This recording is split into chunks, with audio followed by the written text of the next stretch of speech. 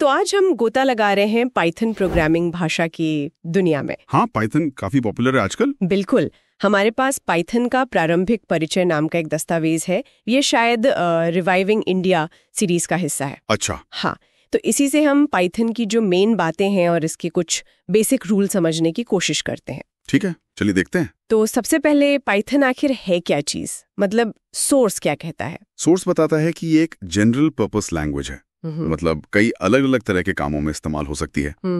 और ये इंटरप्रेटेड है, इंटरैक्टिव है, ऑब्जेक्ट ओरिएंटेड भी है और एक हाई लेवल प्रोग्रामिंग भाषा है। इंटरप्रेटेड यानी कोड सीधे रन होता है, कंपाइल करने की जरूरत नहीं।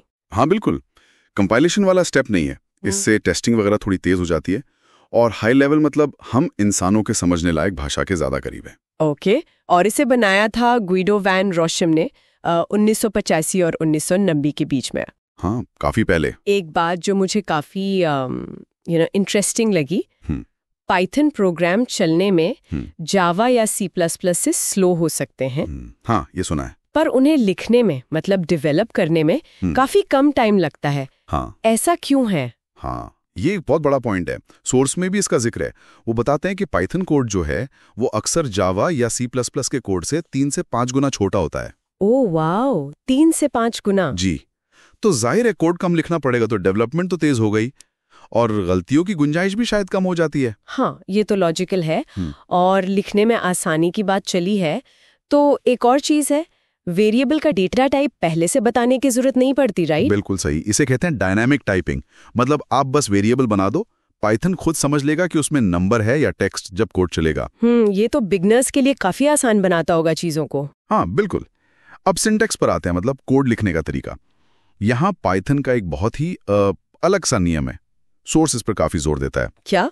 कि कोड के ब्लॉक बनाने के लिए, जैसे किसी फंक्शन के अंदर का कोड या इफ कंडीशन का कोड, उसके लिए पाइथन में कर्ली ब्रेसेस का इस्तेमाल नहीं होता। अच्छा, तो फिर कैसे पता चलता है कि कौन सा कोड ब्लॉक का हिस्सा है और कौन से नहीं? वो पूरा खेल इंडेंटेशन का है। इंडेंटेशन मतलब लाइन के शुरू में जो स्पेस देते हैं। हाँ, वही खाली जगह, टैब या स्पेस। हाँ, पाइथन इसी से समझता है कि कोड का स्ट्रक्चर क्या है। यही इसकी एक खास पहचान है। इसका मतलब कोड दिखने में कैसा है वो बहुत ज्यादा इंपॉर्टेंट है। बिल्कुल। सोर्स में एक उदाहरण भी दिया है, जैसे अगर लिखा इफ x2 तो उसके बाद जो अगली लाइन होगी उसे थोड़ा आगे खिसकाकर, मतलब इंडेंट करके लिखना होगा, जैसे प्रिंट 5 इज ग्रेटर देन 2। सही। और अगर इंडेंटेशन गलत हुआ या भूल गए तो पाइथन एरर दे देगा। इंडेंटेशन एरर नाम का कोड चलेगा ही नहीं। ओह।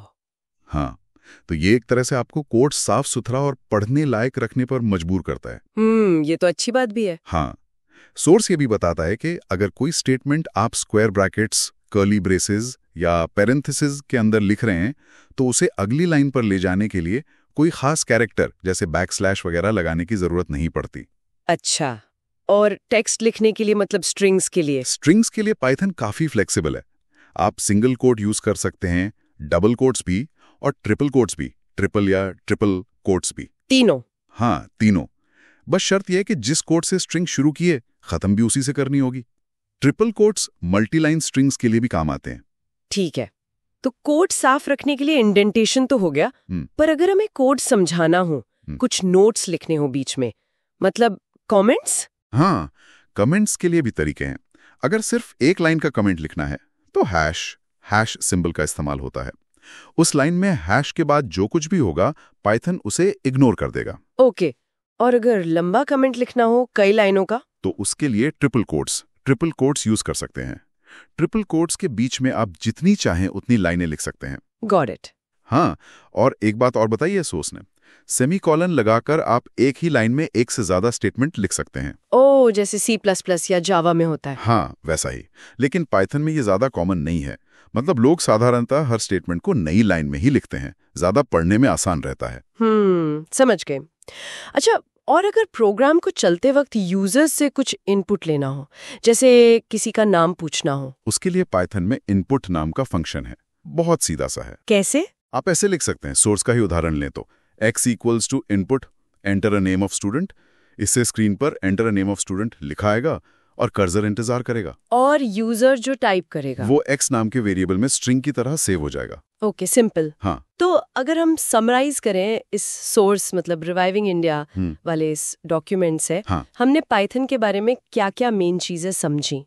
एक तो ये कि इसमें डायनामिक टाइपिंग है, वेरिएबल का टाइप बताने की जरूरत नहीं। हाँ। कोड ब्लॉक के लिए ब्रेसेस की जगह इंडेंटेशन का इस्तेमाल होता है, जो शायद कोड को पढ़ने में आसान बनाता है। बिल्कुल, रीडेबिलिटी पर जोर है। और सबसे बड़ी बात, डेवलपमेंट तेजी से होता है, कोड छोटा होता है, भले ही प्रोग्राम चलने में थोड़ा धीमा हो सकता है। सही कहा। और यहीं से एक सवाल मन में आता है सोचने के लिए। क्या? वाकई प्रोग्रामर्स के लिए, खासकर जब बड़ी टीमों में काम कर रहे हो, कोड को ज्यादा पढ़ने लायक और डिसिप्लिन बनाता है? या फिर कहीं ये प्रोग्रामर की अपनी स्टाइल में कोड लिखने की आजादी को कम तो नहीं करता?